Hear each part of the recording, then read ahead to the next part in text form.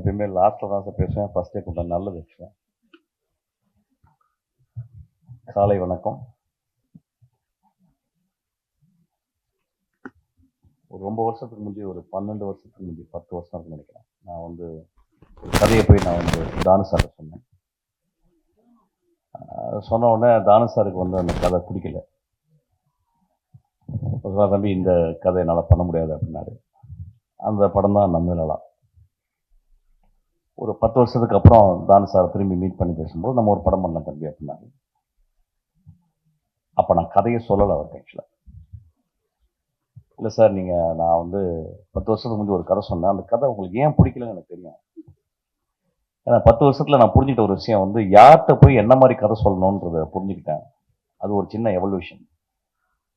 அது ஆங்கிலத்தில் பிச்சிங்னு சொல்லுவாங்க. நான் பிச் பண்ணது ரைட்டான கதை இல்லை சார் உங்கள்கிட்ட அப்படின்னு சொன்னேன். இந்த கதையை அவர் கடைசி வரைக்கும் இன்னைக்கு வரைக்கும் அவர் கேட்கவே இல்லை. விஜய் சேதுபதி மட்டும் தான் சொன்னேன். நான் எப்பொழுதுமே தானு சாரை வந்து நான் உயரமாகவே பார்த்து கொண்டிருக்கேன்.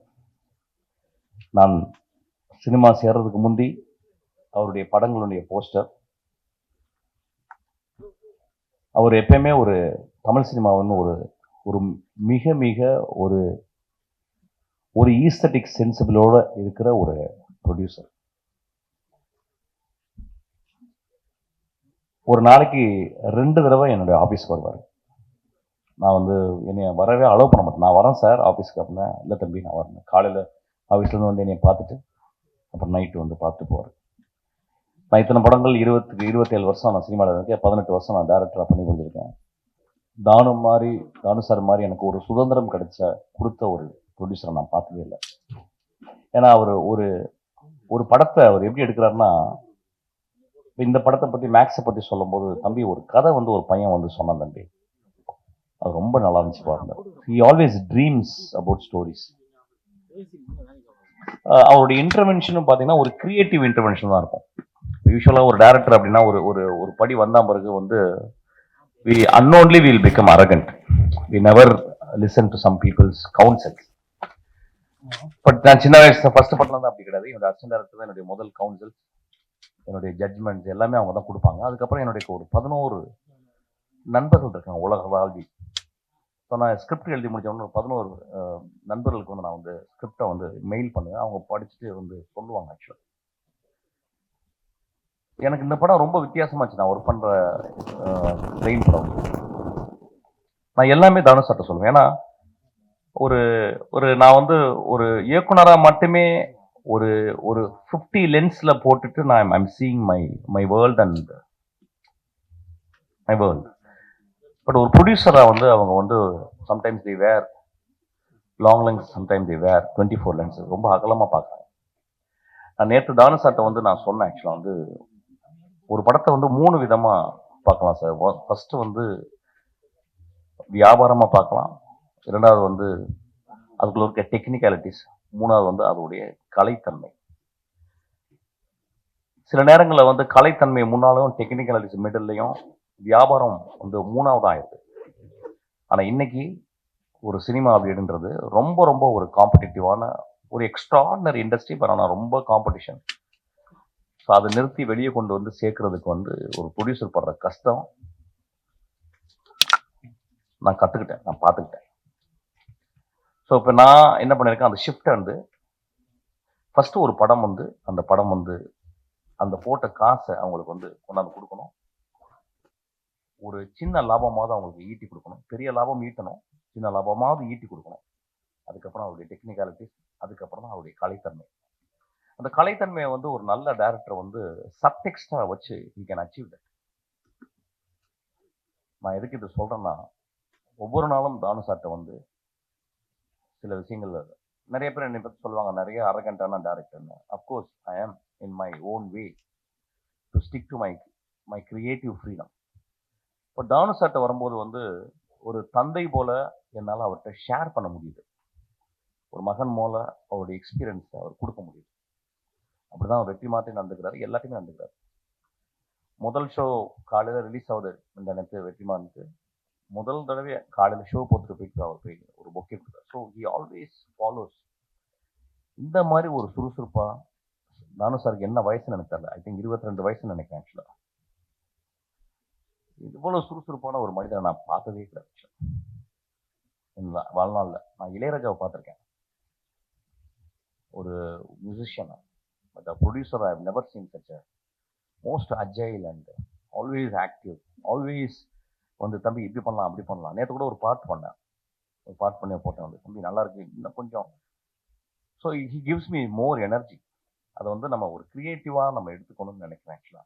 எனக்கு இந்த இந்த ஒரு this thing I learn from Thanu sir. I am so grateful to you sir. அப்புறம் இந்த படம் பார்த்தேன். இந்த படம் வந்து இந்த படம் முத ட்ரைலர் வரும்போது ஐ நோ பிச்சா.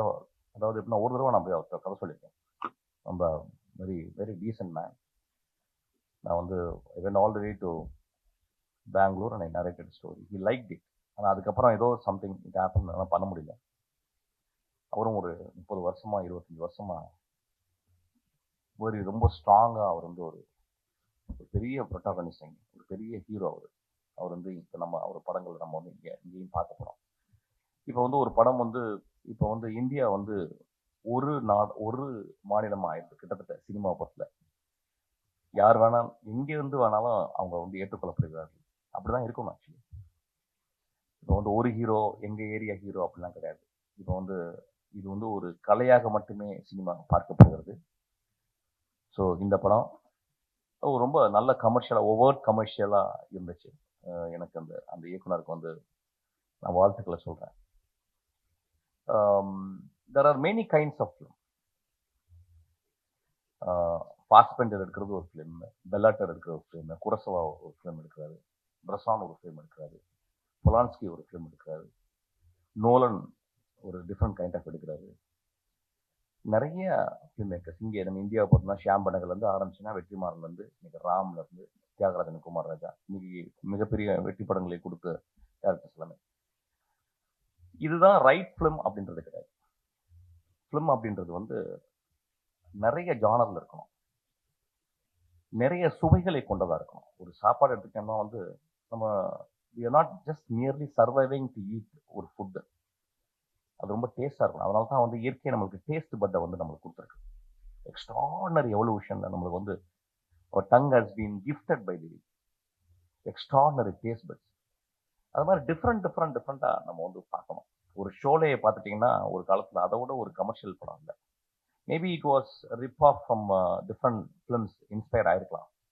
ஆனால் அது ஒரு மிகப்பெரிய இன்னைக்கு வரைக்கும் இந்தியாவில் மிகப்பெரிய ஒரு கமர்ஷியல் படமாக ஷோலே இருக்கு. கமர்ஷியல் படங்களும் பண்ணணும். ஒரு கதாநாயகன் கணவன் மனைவி உறவு, ஒரு கதாநாயகன் அண்ணன் தங்கை உறவு, ஒரு கதாநாயகன் நண்பர்கள் உறவு, இப்படிலாம் இப்படியும் இருக்கணும்.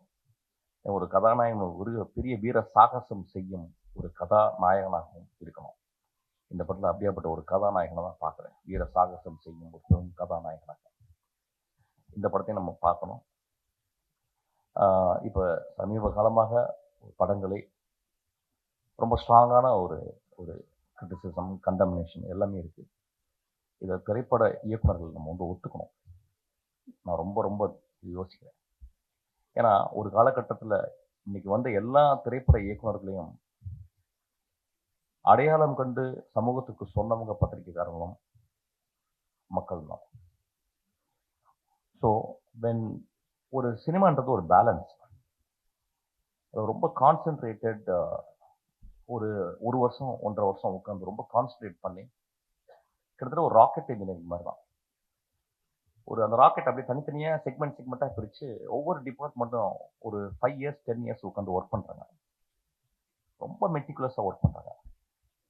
அதுக்கப்புறம் எல்லாம் பண்ணி முடிச்சு லான்ச் பண்ண முடியாம பிறகு திடீர்னு ஒரே ஒரு சின்ன ஒரு வயர்னால வந்து அந்த அந்த பெரிய ராக்கெட் வெடிச்சிடலாம். அந்த மாதிரி தான் சினிமாவும். ஸோ இது ஒரு concentrated work led by the director, also with the actors, the producers. Sometime is mix up ஆகும். ஸோ இதையும் மனதில் கருத்து வச்சுக்கிட்டு நம்ம புரிஞ்சுக்கணும். கிட்டத்தட்ட பத்திரிகையாளரும் நம்மளும் பார்த்தீங்கன்னா ரெண்டு கையை கோர்த்து தான் நடக்கும்.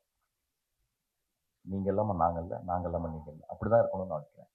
ஸோ சில நேரங்கள் நான் திரும்பி சொல்கிறது, கருணையோடு கொஞ்சம் மனதில் வைத்து அந்த மனிதன் எப்படியாப்பட்ட சினிமாக்களை பண்ணியிருக்கிறான் அப்படின்றத வச்சோம் நம்ம கொஞ்சம் விமர்சனத்தை கொஞ்சம் I am not saying to tone down I am saying கொஞ்சம் please add little compassion when you criticize the movie ரொம்ப இம்பார்ட்டன்ட். ஏன்னா இன்னைக்கு சினிமாவை பார்த்தீங்கன்னா எனக்கு அவ்வளோ கஷ்டத்தில் இன்னைக்கு சினிமா இருக்கு.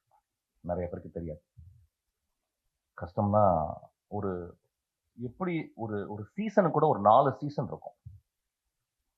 ஆனால் இன்னைக்கு சினிமா அவ்வளோ கஷ்டத்தில் இருக்கு. பெரிய சினிமா பெரிய பணங்கள் போட்டு தான் இன்னைக்கு சினிமா பண்ண முடியும். ஒரு சின்ன படங்களே இன்னைக்கு எடுக்க முடியாது.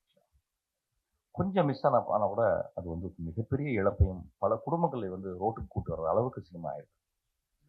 ஸோ இதை கருத்தில் கொண்டு நம்ம சினிமாவை ரொம்ப கம்பேஷனோட பார்க்கணும்னு நான் ரொம்ப தாழ்மையோடு கேட்டுக்கிறேன். இந்த படம் ஒரு மிகப்பெரிய வெற்றி படமாக அமையும். இந்த படமும் ரொம்ப கலை ரீதியாக இன்னொரு ஏரியாவில் ஒரு ஜானரில் இது வந்து ஆடியன்ஸ் வந்து ஹோல்ட் பண்ணும். ஷுட் அரெஸ்ட் அவங்களோட இன்ட்ரெஸ்ட்டை வந்து இன்னும் அதிகப்படுத்தும். இந்த படம் கிச்சா அவர்களுக்கு மிகப்பெரிய தமிழ் வெற்றி படமாக அமையணும்னு நான் ஆசைப்படுறேன், வாழ்த்துறேன். இந்த படத்தை இயக்கிய அந்த இயக்குனர் அவர் பேசும்போதே தெரிஞ்சது ரொம்ப எளிமையாக இருந்தார். தன் மனைவியும் மகளையும் சொன்ன ஒரு டேரக்டர், அவர்கிட்ட ஒரு கிளாப் பண்ணி வாங்கினார். அதுதான் முக்கியம் வாழ்க்கையில். ஆல் த திங்ஸ் எல்லாம் பண்ணி முடிச்ச பிறகு வாழ்க்கையில் வந்து நம்ம சொந்தங்களுக்கு தான் எல்லாமே பண்ணுறோம். எல்லா குட்டிக்கரணங்களும் சினிமா ஒரு மிகப்பெரிய குட்டிக்கரணம் தான் ஆக்சுவலாக. நான் எல்லாம் பண்ணுறதும் என்னுடைய மகளுக்கு தான் ஆக்சுவலி. ஸோ அது மாதிரி அந்த டேரக்டர் சொல்லும்போது எனக்கு ரொம்ப மூவ் ஆகிட்டேன். அதுக்காக இந்த படம் ஓடும் சார், பெரிய ஹிட் ஆகும் சார். வந்தவங்க எல்லாருமே நான் ரொம்ப வாழ்த்துறேன். தானே சார், நீங்கள் எப்பொழுதுமே மனிதர்களை கண்டுபிடித்து அவங்க கதையை கேட்டு அந்த கதையை நேசித்து அந்த படங்களுக்கு வந்து உங்களுடைய சம்பாத்தியத்தையும் உங்கள் உழைப்பையும் நீங்கள் கொடுக்குறீங்க. உங்களுக்கு இந்த இயற்கையை உங்களை பத்திரமா பார்த்துக்கோங்க சார். இன்னும் ஒரு 50-100 வருஷம் நீங்கள் வாழணும்னு நான் வாழ்த்துறேன் சார். இந்த இயற்கையை சொல்லலாம் வந்து தானு சார் வந்து இப்படி மேடையில் புகழ்கிறாரு அவர் படம் பண்ணுறதுனால அப்படின்னு சொல்லிட்டு, அதில் ஒரு துளி கூட உண்மை இல்லை. நான் ஏற்கனவே அதான் சொல்லி ஆரம்பித்தேன். தானு சார் என் படத்தை பிடிக்கலன்னு சொல்லி வந்தார். இன்றைக்கும் அந்த படத்தினுடைய கதையை நான் சொல்லவே இல்லை. ஏதோ என்னுடைய படங்கள் வந்த விதங்களை பார்த்து எனக்கு ரொம்ப நேசித்து அவர் இந்த படத்தை கொடுத்துருக்காரு. இந்த படமும் ஒரு நான் I don't say it's a great film, it's a very humble film, very form wise நான் நிறைய விஷயங்கள் ட்ரை பண்ணியிருக்கேன். அதுக்காக எனக்கு அவ்வளோ ஒரு நாள் கூட எனக்கு வந்து அவர் சளைக்காமல் நான் கேட்ட பணத்தையும் நான் கேட்ட டெக்னீஷியனையும் அவர் கொடுத்துக்கிட்டே இருக்கார். ஆக்சுவலாக I feel very proud to work under Thanu sir. நான் எப்பொழுதுமே நீங்கள் கூப்பிடும்போதும் உங்களுக்கு நான் படம் பண்ணுவேன் சார். என்ன ஒர்க் நீங்கள் கேட்டாலும் உங்கள் ஆஃபீஸில் வந்து நான் பண்ணுவேன் சார். Thank you so much.